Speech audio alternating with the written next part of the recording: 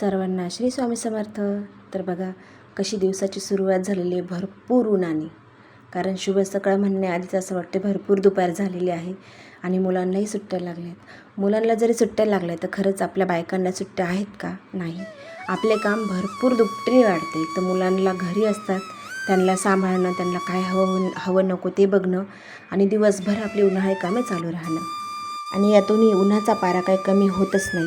सायंकाळ जरी झाली तरी भरपूर गरमराट होतो आणि जीव घाबरून जातो. पण कामाचा व्याप काही कमी होत नाही.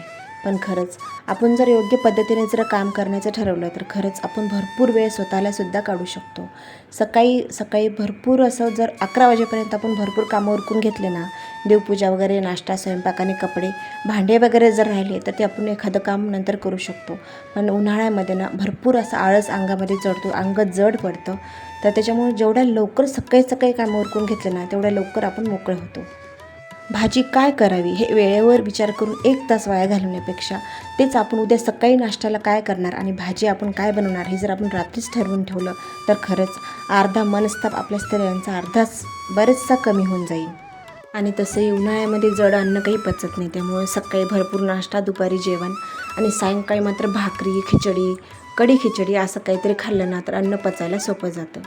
तर आमचा बेत होता आज पिठलं, भाकरी आणि जिरा राईस. दिवे लागणे झाल्यानंतर लगेच स्वयंपाकाला लागलं ना की फारसा कंटाळा मात्र येत नाही. पण जसं आपण म्हणलं ना की करू, होईल, नंतर थोड्या वेळाने कळतं, तसं आळस आपला वाढत जातो आणि खरंच कामाचा खूप कंटाळा येतो. तीच कामं आपण जर वेळच्या वेळी जर केली ना तर खरंच आपल्याला माहिती आहे आत्ताही आपल्यालाच करणं आणि नंतरही आपल्यालाच करणे.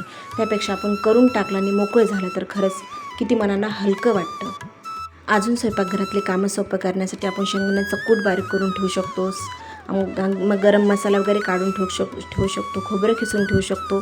उद्या सकाळच्या भाजीची तयारी म्हटलं तर लसूण वगैरे निसून ठेवू शकतो.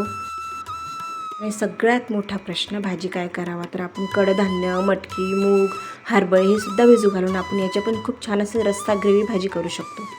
आम्ही तर सायंकाळी कधी शेंगुळे आणि धपाटेसुद्धा करतो. खूप छान लागतात. आणि उन्हाळ्यामध्ये भरपूर पाणी आणि लिंबू पाणी वगैरे, सरबत, धण्याचं पाणी, जिऱ्याचं पाणी भरपूर पिऊन आपण आपल्या पोटाला थंडावा देऊ शकतो. घरातली कामं काही संपणार नाही, पण आपणच आपल्या स्वतःला आराम द्यायला पाहिजे, हो की नाही?